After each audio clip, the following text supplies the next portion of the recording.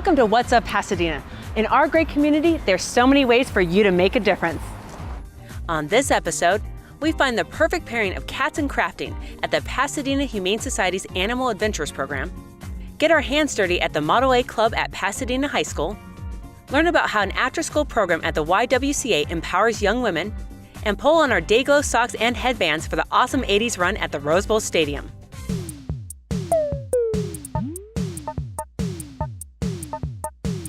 This is our 7th year of doing the Awesome 80s run here in Pasadena, and we have about 2,600 participants that showed up, rain or shine, with us today.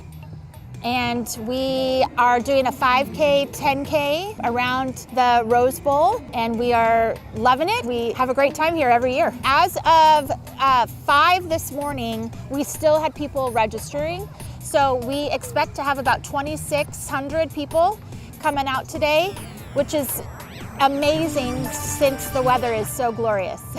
The 80s was an iconic time for music, for movies, for apparel, for hair. I mean, what more do you not love about dressing up for the 80s? Every year there are people, that win Halloween costume contests still with the 80s, and it's so easy to do. Everyone remembers it, and if you weren't born in the 80s, you still love to dress up for it. So I think the 80s are it's an iconic for music and for outfits that people love to be here. We have a great Finish Festival. Past Action Heroes are there. They are going to be playing until the end, and they are one of the best Pasadena bands for 80s. They're very well known, so it's great to have them out here. I think the Rose Bowl, like the 80s, is just an iconic venue. It has so much history. People who sign up for our race are allowed in the gates. So once they get in the gates for the Rose Bowl, they are able to go take a peek at the field, and it's just something that people love to do. For the price point, it's a great way to be able to see such a historical venue. What we are known for is our medals, our bands, and overall entertainment. So our medal this year is a record player, and the record moves. Last year our medal was a Rubik's Cube. So we are really well known for that. People love how upbeat we are when we're putting it on, and as you can see, the weather is a little bit cold, but nonetheless, every person that comes out that is with Beyond Events or a volunteer loves it and has a great time. I think that's a great thing against other races. Our next race is April 13th in San Diego. That's called the San Diego Beach and Bay Half Marathon. It's also a 5K, 10K. It is a beautiful race. It runs right along Mission Bay, right on the water. We do an array of races. We look forward to seeing everyone come out. Get it. Get it. Get it.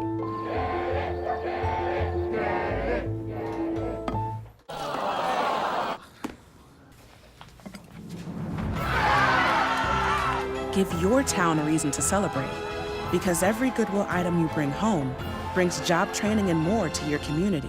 Goodwill, bring good home.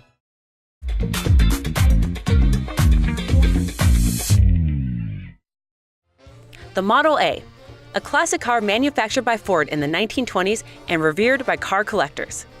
One local club is dedicated to keeping these historical vehicles rolling on the road, and it may not be who you would expect. The Model A Ford Club is an effort on behalf of the Santa Anita A's, which is a local adult Model A Ford Club. Our intention was to find young people who we could generate an interest in the Model A Ford hobby. So we came on campus one day, brought about 25 Model A's, and decided that it was the best approach to let the kids put themselves in the seats of our cars and put their little fingerprints all over the car. That was exactly what we wanted. The effort was one that not only took place, but it was a very, very extreme success. We had about 100 kids say that I'm interested in learning more about the Ford Model A. The Model A Ford Club, which is a nationwide organization, is not only proud of what we've done here at Pasadena High School, but Pasadena High School is the first club of its type on a high school campus anywhere in the nation. They don't teach auto shop in high school anymore, so from where they were to where they are now, these kids have learned so much. Really, it's amazing. What we do is we're actually first have to find a Model A Ford that is in moderate condition. We take a look at it and determine whether it is something that we can restore without putting an extreme amount of resources into. We're not funded by the Pasadena School District. We found a way where we can not only provide funding for this club, we're self-sufficient, and our strategy is a very simple one. We acquire a car, we restore that vehicle, and then we raffle it off. We raise all our own money through the sale of these raffle tickets for this car. That's the seed money for next year's car and for anything else that we need. This is a 1928 Model A Phaeton that came all the way from the East Coast. We had it shipped out here, and our kids put not only the body and fender work together, they actually restored this vehicle to the point of when we took this photo, it looked like it had just driven off the showroom floor. So our Model A Ford effort is not only a very serious one, but it's one that we're very proud of. The kids learned body and fender work. They learned upholstery work. They worked on the engine to rebuild it. They worked on the transmission of the vehicle. We worked on the undercarriage. We restored the brake in the braking system. So our kids are very, very fortunate to have an opportunity to do something that many kids in the school district will never see or come close to. Our kids not only learn to be a group, a team, an organization, but our kids realize that they could not on their own restore this vehicle. It takes an engine team, a transmission team, an upholstery team, various individuals who are learning some skills. So that is one of the things that we think we're providing as a valuable tool to the Pasadena High School. We discontinued automotive shops here in 1982. In fact, we're standing today in the old automotive shop that has been closed since 1982. So there has not been a vehicle rolling around this campus needing some sort of repair while we teach children the art of completing it. So we're very proud of that fact. When I was your age, I was just like you, fascinated by stars.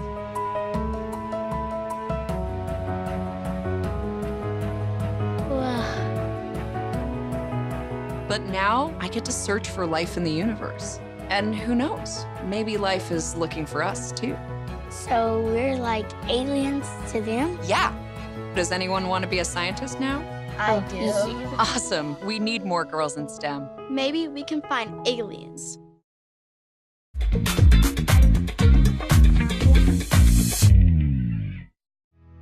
In Pasadena, girls can find a supportive and nurturing space at the YWCA Empowerment After School program that focuses on both art and science.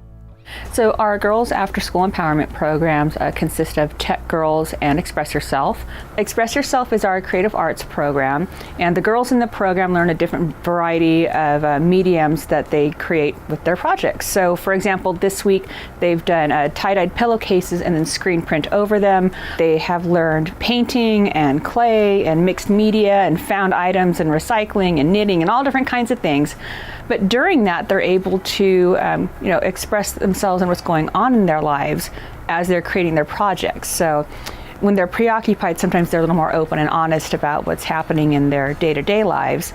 Additionally, we incorporate our Girls Circle curriculum where we can touch base and really bond and find out what's happening and how they're feeling and how they connect to us, to school, the community, their families, and forward. So alternately, Tech Girls is the other part of our after-school program, and that's a STEM-based learning program. So it's science, technology, engineering, math. So they do different kinds of projects, whether it's individual or team-based, and that can be anything from learning coding, doing 3D printing and design, to engineering projects. I remember one they did was using spaghetti and gummy bears to make something that had structural integrity and how far they could build it up. They have gone on different tours to colleges and worked at the Apple Store, learning different, eye products. So it's basically getting them interested in STEM fields to pursue further in education and career. I think this program really helps girls thrive because they have a place where they can speak their minds and not be judged, whether it's what's going on at school or what's going on at home. They kind of have this third place to be where they can air out their issues and kind of get support from both their peers and the coordinators who help them with kind of reflection and understanding how they might resolve whatever issues they're facing. And then they also get to explore interests that maybe they don't have the opportunity to other places. With all of our different programs, we have activities that maybe they aren't able to carry out at home or at school because they don't have time at school or they don't have the money at home. And I feel like both of those things make this a very well-rounded program and allow the girls to really flourish. The girls in our program, they're at that age between 10 to 14, middle school age, where so much can impact them and change their trajectory during that time. So the YWCA, our whole mission is to empower women and to eliminate racism, and the two go hand in hand. 90% of the girls in our program are girls of color who are living in communities that have a very different socioeconomic structure than some of us who may be not from those communities. And so we want to provide a place where they can get that additional after-school learning and enrichment in a place that's safe, in a place that feels comfortable. They can talk about their problems and learn at the same time and be empowered to pursue these things in education and possibly career. I like to think of it as a third place. It's a place that's not home and it's not school. It's a place where they can talk about their problems, they can be themselves, they can goof, they can laugh, they can confide, they can have a good time, and then they can learn new things that maybe they hadn't been introduced to before, didn't know that they might be interested in, and takes them on a whole new path. The strength of this program is with the staff. They are here for anything that the girls need. When they're having problems, they have someone to talk to one-on-one, and it just becomes an extension of their family and an older person that they can confide in of whatever's going on with them. Whether it's a good thing or a bad thing, they know that they have this place that's safe and that they can come to almost every weekday to relax, learn something, and be with their friends. And I think they've, really become a little bit like a family, like a cohort in some ways. You probably overheard them playing and goofing and, teasing and cheesing on each other basically earlier. But I think it really does build that bond to be able to support and be friends with and stand up for each other, because we've got to stand up for each other. We have to be all here together, and I think they're learning that at an earlier and earlier age through our programs.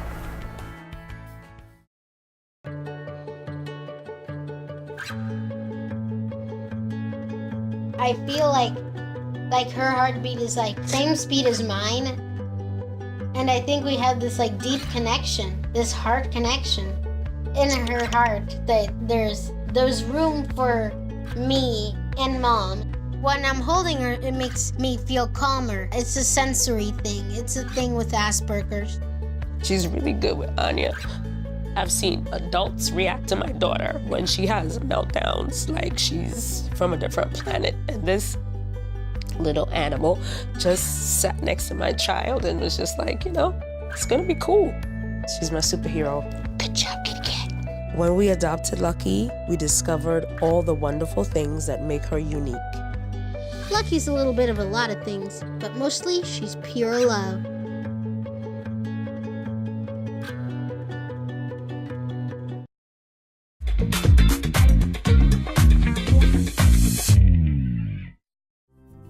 At the Pasadena Humane Society, kids get a chance to be crafty and meet some friendly felines. The Animal Adventures program is a program at the Pasadena Humane Society. It's a program where we encourage children to come and take crafts and programming. We have a critter camp. We have a lot of amazing things happening here to empower children to be a part of our community and help the animals in our community. This is Cats and Crafting. We're really excited because we have cat beds today, cat heating pads, and decorative cards to encourage people to want to adopt the cats that are here now. It's kitten season, so we're really excited. We're trying to get more people to come and support and help the animals here that keep getting turned into us. So please come and support us. I think it's very important to get kids to start working with animals at an early age because it encourages them to help our community and work on their outreach skills and feel really empowered in making a difference. The kids love working with the animals. When they're here, they're very excited, they're very engaged, they ask a lot more questions. I think that because they're more engaged and interested, they want to do more. So the more that we give them to do, the more that they'll want to do, and then when they grow up, they'll be here and they'll just naturally have that instilled inside of them. We have monthly events, so it's not just cats and crafting. We have Do You Want to Be a Veterinarian? We also have our critter camp coming up in the summer, and because I'm the new Humane Ed coordinator, we're going to be having a lot more awesome events for kids, so please check us out. Here's your events calendar for the month of May. Flea Market on May 5th at Pasadena City College. Celebrating Our School's Momentum 2019 on May 7th at Pasadena City Hall. The Mayor's Interfaith Prayer Breakfast on May 9th at the Pasadena Convention Center. Amgen Tour of California on May 18th at the Rose Bowl Stadium. A ticket to explore JPL on May 18th at Jet Propulsion Laboratory. LitFest Pasadena 2019 on May 18th at the Pasadena Playhouse District. Space Tech Expo on May 21st at the Pasadena Convention Center. That's your events calendar for the month of May. Thanks for joining us on this episode. Be sure to follow us on social media and visit us at pasadenamedia.org. We'll see you next time.